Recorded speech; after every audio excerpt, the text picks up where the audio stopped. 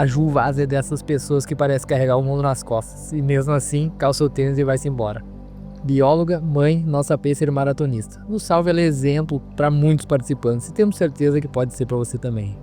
Fala galera, tudo bom? Hoje o vídeo é com a Juliana Vaz, nossa pacer maratonista, e ela vai primeiro se apresentar um pouquinho. Então, meu nome é Juliana, eu tenho 33 anos, tenho uma filha de quase 10 anos, sou bióloga, trabalho na área ambiental e moro em Porto Alegre atualmente, faz 3 anos que moro aqui, mas sou daqui, nasci aqui. E a gente queria saber em qual momento tu percebeu que a corrida deixou de ser só um hobby, uma brincadeira, um passatempo e tu começou a levar mais a sério. Bom, a corrida para mim, ela nunca foi muito que só um hobby. Eu comecei a correr em 2012, 2013 na praia, quando eu morava em Florianópolis, tinha recém me mudado para lá.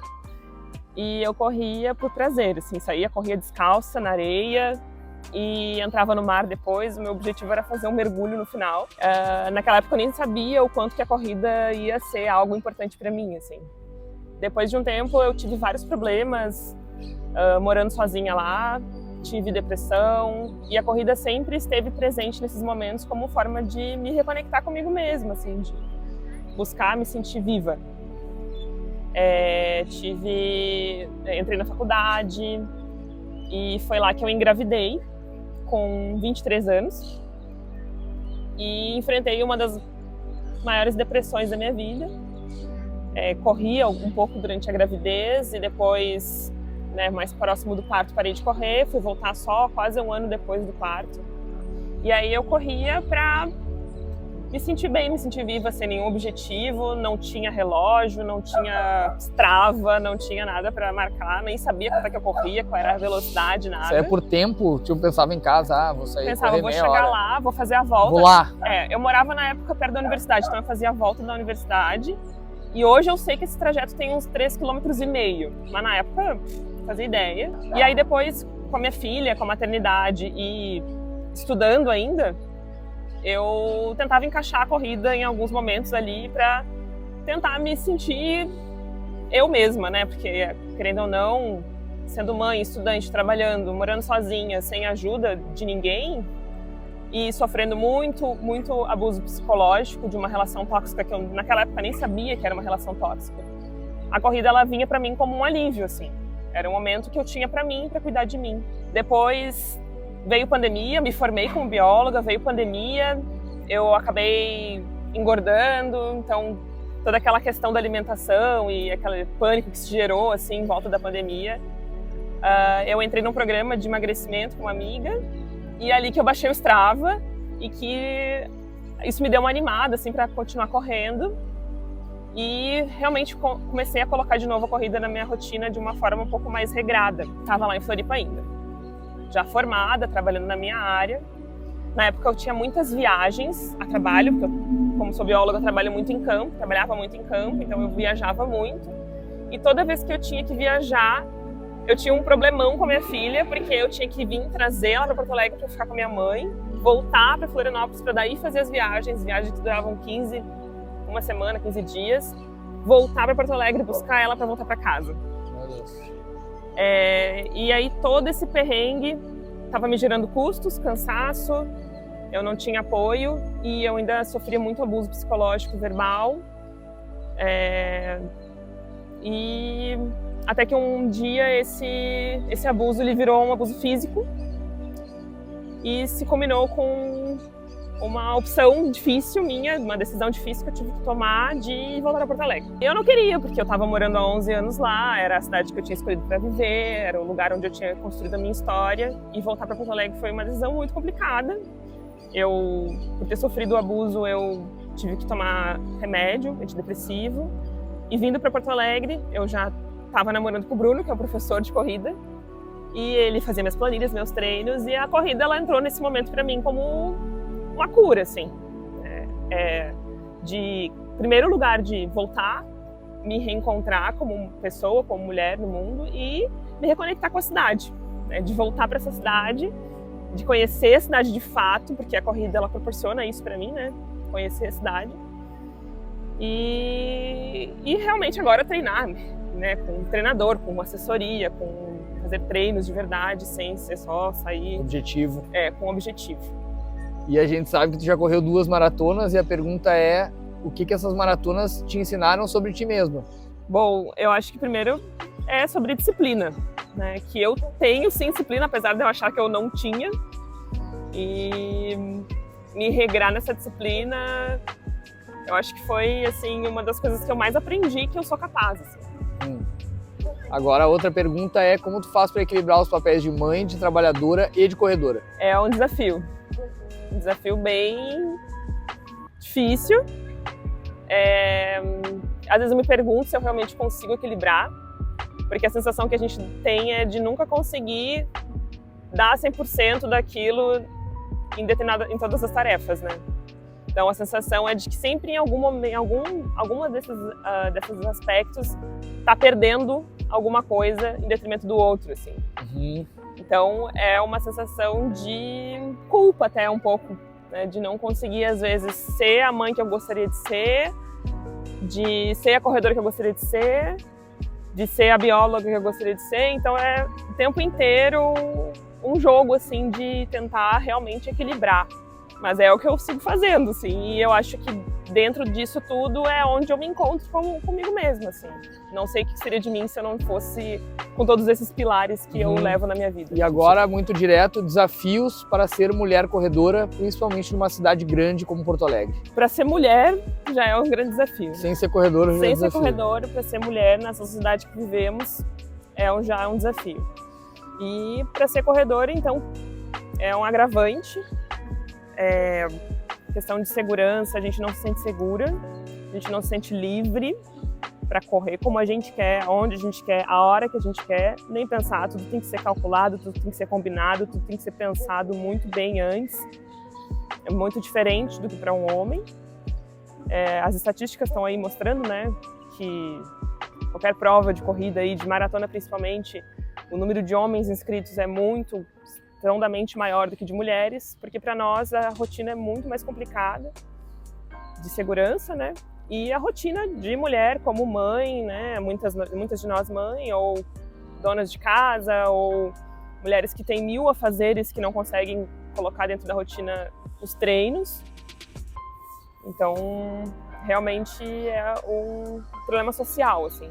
E agora uma pergunta que é técnica também, porque nós vamos falar de energia. Onde tu busca energia para passar essa preguiça, essa estafa? Para buscar energia, eu acho que isso eu aprendi um pouco com os ciclos de maratona, que é aquela coisa, tem que ir, porque o ciclo tem corrida quase todo dia. E eu acho que eu adquiri mesmo esse hábito durante o ciclo, assim, de mesmo não estando muito afim, tem que ir. Porque depois que tu vai, tu percebe o quão bem tu fez pra ti mesmo ter ido. E aí, essa interiorização de saber o quão bem isso vai fazer depois, ela meio que também cria um certo ciclo que motiva no próximo treino. Então, eu consigo já fazer quase que uma memória, assim, naquele momento que eu não tô muito afim. Hoje não tô afim, tá frio, sei lá, tô cansada, ontem não dormi bem, enfim. Toda aquela preguiça que tu falou ali, né, que a gente sente às vezes, eu já consigo ter assim, mas eu sei que eu vou me sentir bem depois, eu sei que vai fazer bem, eu tenho que ir, eu vou. Então, sim, acho que essa ativada, assim, essa energia de ir, eu consegui ter bem durante o ciclo, e eu acho que isso me faz hoje em dia ter essa percepção, assim, que é disso que eu preciso. Assim. Gel de carboidrato, como que é? Toma quantos cada quilômetro? Bom, na maratona em si, por ter muita quilometragem, eu faço pelo tempo. Porque daí eu sei que ainda, né, tenho tempo pela frente. Daí normalmente é em torno de 35, 40 minutos. E aí depende de quanto eu tô na velocidade, se isso vai dar 6 ou 7 quilômetros, às vezes mais, às vezes menos. Então tento não olhar tanto pra quilometragem. Nos treinos acaba ficando um pouquinho mais fácil contar quilômetro, porque às vezes a gente sabe onde é que mais ou menos vai dar o local de tomar o gel, assim. Mas eu nunca deixo também me sentir fraca para tomar o gel. Sempre é nesse meio tempo, assim. E agora, o que o Salve representa na tua vida de corredora? Bom, o Salve veio para me salvar. Ano passado, né, naquele processo de voltar para Porto Alegre, eu tive muitas crises de ansiedade, eu tinha saudade, eu tinha um ranço um pouco por ter voltado, que eu não queria ter voltado. E não conhecia a cidade, porque eu saí daqui com 19 anos. O centro de Porto Alegre para mim era uma incógnita. Bom, Porto Alegre em si era uma incógnita, até hoje é um pouco assim. Mas o Salve me ajudou muito a criar essa sensação de casa, de conhecer os lugares, saber onde eu tô. Principalmente agora como pacer, que eu tenho meio que a obrigação de saber a rua que eu tenho que entrar, o lugar que eu vou ir, se a rua ela é contramão, não é. Se o carro vem daqui, vem dali. Exato. Se a rua tá movimentada, se não tá. Tudo isso fez com que eu me sentisse pertencente a esse lugar. E hoje em dia eu já me sinto muito mais em casa e já sinto que realmente aqui é o meu lar. Talvez, não sei se ainda vai ser durante os próximos anos, se eu não me mudar, enfim, né? Isso também é um pouco do que essas mudanças todas me ensinaram, é que agora a gente tá aqui, agora daqui a pouco pode não estar, né? As coisas acontecem. Mas que eu me sinto mais em casa, conhecendo a cidade e toda a rede de amizades que eu fiz, né? Que também tive que conhecer novas pessoas, criar novos laços, né? Tudo que eu deixei para trás lá em Floripa ficou, né, na minha história, mas são agora visitas, né, que eu faço quando eu vou para lá. Mas aqui em Porto Alegre eu não tinha rede de amigos e agora eu construí todas elas e eu acho que o principal deles foi o Salve, com certeza. A galera do Salve, essa união toda que a gente cria e essa sensação de pertencimento assim, que o Salve me proporcionou. E agora, que mensagem tu deixaria para quem está começando a correr e acha que não vai dar conta por qualquer motivo, rotina ou enfim? Sim. Bom, eu acho que a minha mensagem que eu sempre falo pro pessoal que está começando a correr é: escute seu corpo. Escute ele, mas assim, não atrapalhe nenhum processo, assim. Tudo tem seu tempo. Como eu falei, eu tenho um histórico com a corrida de mais de 10 anos, assim. Tudo foi acontecendo de uma maneira orgânica, natural, e de repente eu senti que já estava pronta para encarar uma maratona. Não era uma coisa que, eu quero um dia. Nunca quis, nunca pensei nisso, assim. Tanto que quando eu comecei a correr, a minha irmã corria comigo na praia. E ela falava isso: Ju, tu já pensou em fazer uma maratona? E eu tipo, não, essas coisas, não. Então, tudo foi acontecendo, assim. A corrida, ela foi entrando na minha vida, eu fui deixando ela entrar, fui aprendendo com ela. E quando eu veio, eu já estava me sentindo pronta.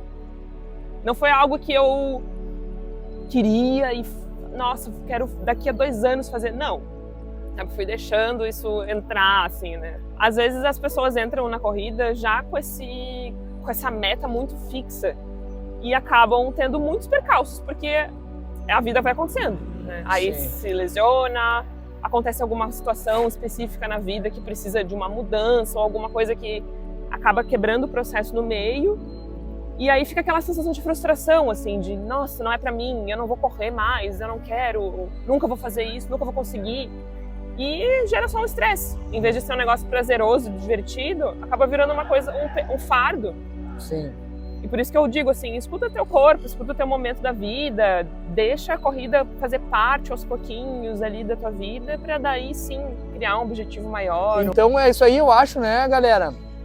Fizemos as perguntas, tivemos um vídeo longo, um vídeo legal, um vídeo da nossa pacer, e a gente agradece muito a Mombora por proporcionar que a gente conte histórias de pessoas reais daqui do Salve, de Porto Alegre, a maior crew do sul do Brasil. Então, tamo junto, valeu, Ju.